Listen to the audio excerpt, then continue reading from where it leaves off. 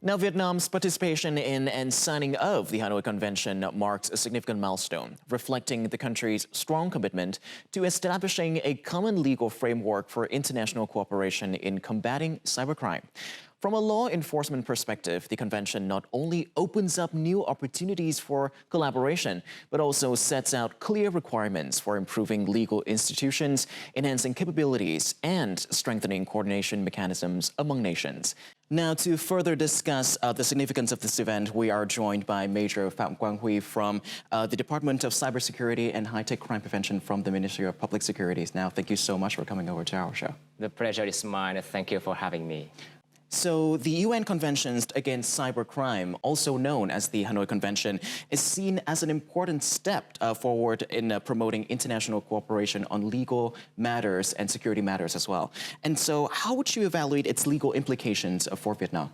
For Vietnam, joining the convention shows our strong commitment to international legal integration and to promoting justice and security in cyberspace. The convention gives Vietnam a solid legal basis to improve our domestic laws on cybersecurity and cybercrime, and personal data protection and digital investigation. It also supports our efforts to build better legal frameworks for international cooperation, especially in difficult areas like evidence sharing, extradition, and cross-border investigation, where we currently face many challenges due to the lack of the common legal tools. And finally, the signing ceremony will take place in Hanoi. It's a political symbol and a recognition for Vietnam's active engagement in international law. I really want to ask, so what is new or distinctive features regarding the prevention and control of cybercrime, including new definitions of cyber offenses?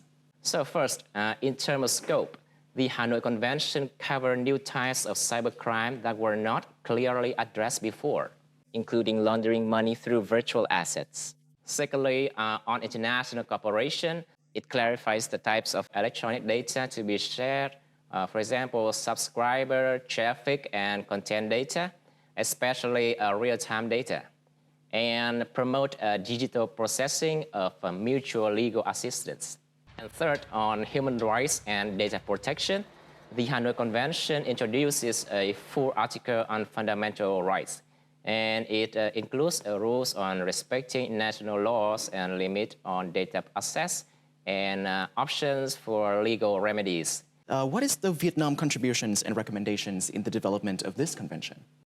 As a country that faces growing threats from cybercrime, we contribute many proposals based on real challenges that we face in law enforcement. Vietnam proposed several ideas during the discussions, and these include clear definitions of terms and scope of the convention, rules for setting up the 24/7 contact points, emergency procedures for preserving electronic data, and simple and standardized form to support countries with limited technical capacity.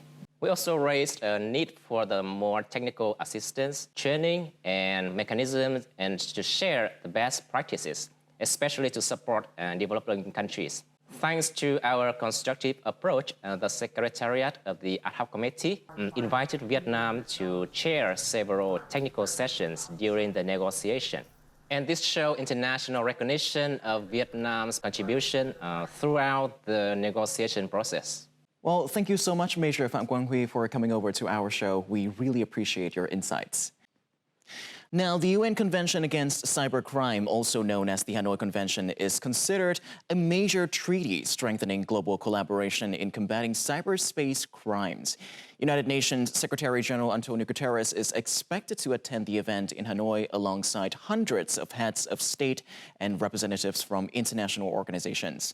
This marks the first time a UN treaty bears the name of a Vietnamese location, highlighting Vietnam's active contribution to digital governance. It also represents a significant milestone in the country's multilateral diplomacy. That brings us to the end of today's program. Thank you so much for watching, and see you next time.